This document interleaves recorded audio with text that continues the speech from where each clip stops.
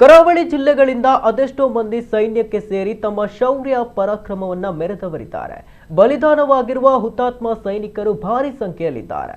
ಆದರೆ ಹುತಾತ್ಮರಿಗೆ ಸ್ಮಾರಕ ನಿರ್ಮಿಸಿ ಅವರಿಗೆ ಗೌರವ ನೀಡುವ ಕೆಲಸ ಮಾಡಬೇಕಾಗಿತ್ತು. ಆದರೆ ಉಡುಪಿ ಕುಂದಾಪುರದ ಬೀಜಾಡಿಯ ಹುತಾತ್ಮ ಯೋಧ ಅನೂಪ್ ಪೂಜಾರಿ ಸ್ಮಾರಕ ನಿರ್ಮಿಸುವಲ್ಲಿ ಇನ್ನೂ ಮೀನಮೇಷ ಎಣಿಸಲಾಗ್ತಿದೆ. ಹೌದು, ಉಡುಪಿ ಜಿಲ್ಲೆಯ ಕುಂದಾಪುರ ತಾಲೂಕಿನ ಬಿಜಾಡಿಯ ಯೋಧ ಅನೂಪ್ ಪೂಜಾರಿ ಕಾಶ್ಮೀರದಲ್ಲಿ ಹುತಾತ್ಮರಾಗಿದ್ದರು. ಜಮ್ಮು ಮತ್ತು ಕಾಶ್ಮೀರದ ಪೂಂಚ್ ಜಿಲ್ಲೆಯ ಗಡಿ ನಿಯಂತ್ರಣ ರೇಖೆ ಬಳಿ 2024ರ ಡಿಸೆಂಬರ್ 24ರಂದು ಸಂಜೆ ಸಂಭವಿಸಿದ ಸೇನಾ ವಾಹನ ಅಪಘಾತದಲ್ಲಿ ಕರ್ನಾಟಕದ 3 ಯೋಧರು ಸೇರಿ ಒಟ್ಟು 5 ಯೋಧರು ಮೃತಪಟ್ಟಿದ್ದರು. ಅವರಲ್ಲಿ ಅನೂಪ್ ಪೂಜಾರಿ ಹುತಾತ್ಮರಾಗಿದ್ದರು. ಅಂದು ಅವರ ಪಾರ್ಥಿವ ಶರೀರವನ್ನ ಊರಿಗೆ ಕರೆತಂದಾಗ 35ರಿಂದ 40 ಸಾವಿರಕ್ಕೂ ಅಧಿಕ ಮಂದಿ ದೇಶಭಕ್ತರು ಅವರ ಅಂತ್ಯ ಸಂಸ್ಕಾರದಲ್ಲಿ ಭಾಗಿಯಾಗಿ ಕಂಬನಿ ಮಿಡಿದಿದ್ರು. ರಾಷ್ಟ್ರೀಯ ಹೆದ್ದಾರಿ 66ರಲ್ಲಿ ಮೆರವಣಿಗೆ ಮಾಡಿ ಬಿಜಾಡಿ ಬೀಚ್ ಸಮೀಪ ಸರ್ಕಾರಿ ಜಾಗದಲ್ಲಿ ಅಂತ್ಯ ಸಂಸ್ಕಾರದ ಪ್ರಕ್ರಿಯೆಗಳನ್ನು ನಡೆಸಲಾಗಿತ್ತು. ಅಂದು ಹುತಾತ್ಮ ಯೋಧನ ನೆನಪಿಗೆ ಸ್ಮಾರಕ ನಿರ್ಮಿಸಬೇಕೆಂಬ ಬೇಡಿಕೆ ನೆನೆಗುದಿಗೆ ಬಂದಿದೆ. ಸೇನೆಯಲ್ಲಿ 13 ವರ್ಷಗಳಿಂದ ಸೇವೆ ಸಲ್ಲಿಸುತ್ತಿರುವಾಗಲೇ ಸಹೋದರ ಹುತಾತ್ಮನಾದ. ಪುತ್ಥಳಿ ಮಾಡುವ ಆಶ್ವಾಸನೆ ಬಂದಿದೆ. ಆದರೆ ಸರ್ಕಾರ ಇದನ್ನ ಈಡೇರಿಸಿಲ್ಲ ಎಂದು ಬೇಸರ ವ್ಯಕ್ತಪಡಿಸುತ್ತಾರೆ ಸಹೋದರ. ನನ್ನ ತಮ್ಮ ಭಾರತ ಸೇನೆಯಲ್ಲಿ ಸೇವೆ ಸಲ್ಲಿಸಿ ಒಂದು 13.5 ವರ್ಷ ಸೇವೆ ಸಲ್ಲಿಸಿದ್ದ. ಸಲ್ಲಿಸುತ್ತಿರುವಾಗಲೇ ಹುತಾತ್ಮರಾದರು. ಹುತಾತ್ಮರಾಗಿ ಆ ದಿನ ಎಲ್ಲ ಸೇರಿ ಅವನು ವಿಜೃಂಭಣೆಯಿಂದ ಅವನ ಅಂತ್ಯ ಸಂಸ್ಕಾರ ಮಾಡಿತ್ತು.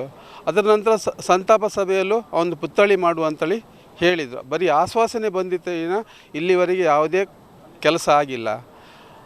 ದಯಮಾಡಿ ಗೌರ್ಮೆಂಟ್ ಸರ್ಕಾರವೇ ಮುತುವರ್ಜಿ ವಹಿಸಿ ಅವನ ಪುತ್ಥಳಿ ಮಾಡಲಿಕ್ಕೆ ಒಂದು ಸ್ಥಳವನ್ನು ಕೊಟ್ಟು ಪುತ್ಥಳಿ ಮಾಡಿದರೆ ಮನೆಯವರಿಗೂ ಒಂದು ನೆಮ್ಮದಿ, ಹಾಗೆ ಅವನಿಗೂ ಒಂದು ಮನಃಶಾಂತಿ ಸಿಗದಾಗುತ್ತೆ. ಆದ್ದರಿಂದ ಆದಷ್ಟು ಬೇಗ ಸರ್ಕಾರಕ್ಕೆ ನಾನು ಮನವಿ ಮಾಡಿಕೊಳ್ಳುತ್ತೇನೆ, ಆದಷ್ಟು ಬೇಗ ಒಂದು ಜಾಗ ಗಡಿ ಗುರ್ತು ಮಾಡಿ ಒಂದು ಜಾಗ ಕೊಟ್ಟು ಅದರಲ್ಲಿ ಅವನ ಪುತ್ಥಳಿ ಒಂದು ಮಾಡಿದರೆ ನಮಗೂ ಒಂದು ಮನಃಶಾಂತಿ, ಅವನಿಗೂ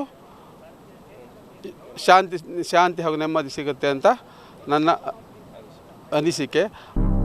ಅಂದಿನ ಶ್ರದ್ಧಾಂಜಲಿ ಸಭೆಯಲ್ಲಿ ನಾವು ಸರ್ಕಾರದ ಮುಂದೆ ಬೇಡಿಕೆ ಇಟ್ಟಿದ್ದೆವು. ಸ್ಮಾರಕ ನಿರ್ಮಾಣಕ್ಕೆ ಭೂಮಿ ಗುರುತಿಸುವ ಭರವಸೆ ನೀಡಲಾಗಿತ್ತು. ದೇಶ ಪ್ರೇಮ ಪ್ರೇರಣೆ ನೀಡಬಲ್ಲ ಸ್ಮಾರಕ ನಿರ್ಮಾಣಕ್ಕೆ ನಾವು ಒತ್ತಾಯ ಮಾಡುತ್ತಿದ್ದೇವೆ.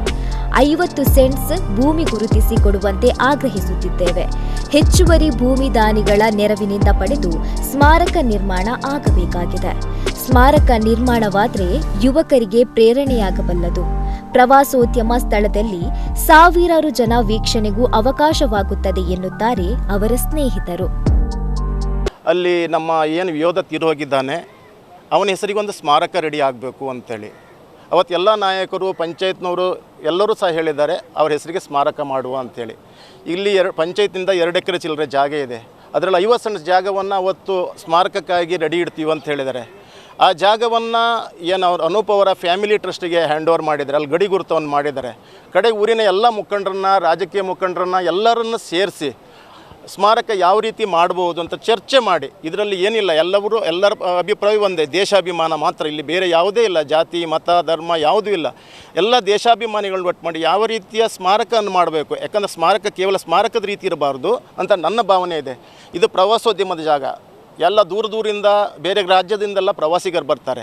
ಬೀಜಾಡಿಯ ಪುಣ್ಯಭೂಮಿಯಲ್ಲಿ ಒಂದು ಅನೂಪ್ ಅವರ ಸ್ಮಾರಕ ಇದೆ. ಅಲ್ಲಿ ಹೋಗಿ ಕುಳಿತುಕೊಂಡಾಗ ಆ ಯೋಧನ ಬಗ್ಗೆ ಮಾಹಿತಿಯ ಜೊತೆಗೆ ನಮ್ಮ ಸೈನ್ಯದ ಬಗ್ಗೆನೂ ಮಾಹಿತಿಯನ್ನು ಸಿಗದಾಗ ಅದೊಂದು ದೊಡ್ಡ ರೀತಿಯ ಪ್ರವಾಸೋದ್ಯಮದ ಕೇಂದ್ರವಾಗಿ ಪರಿವರ್ತನೆ ಆಗುತ್ತೆ ಅನ್ನೋದು ನನ್ನ ಭಾವನೆ. ಅದು ಆಗಬೇಕು. ಯಾಕಂದರೆ ಈ ಕರಾವಳಿ ಭಾಗಕ್ಕೆ ಮೊದಲಿತ್ತು, ಕರಾವಳಿ ಭಾಗದವರು ಸೈನ್ಯಕ್ಕೆ ಸೇರಲ್ಲ ಅಂತೇಳಿ.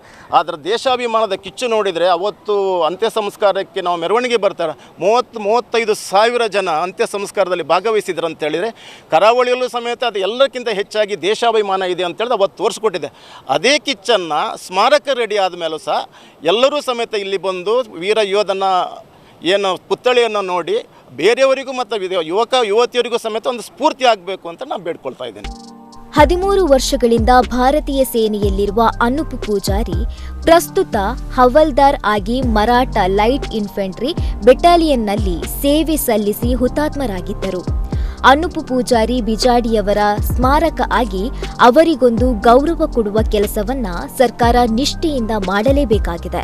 ಇದು ನಾವು ಅವರ ದೇಶಪ್ರೇಮಕ್ಕೆ ಕೊಡುವ ಗೌರವವಾಗಿದೆ. ಪ್ರಮೋದ್ ಸುವರ್ಣ, ನಮ್ಮ ಕುಡ್ಲ, 24x7 ಉಡುಪಿ.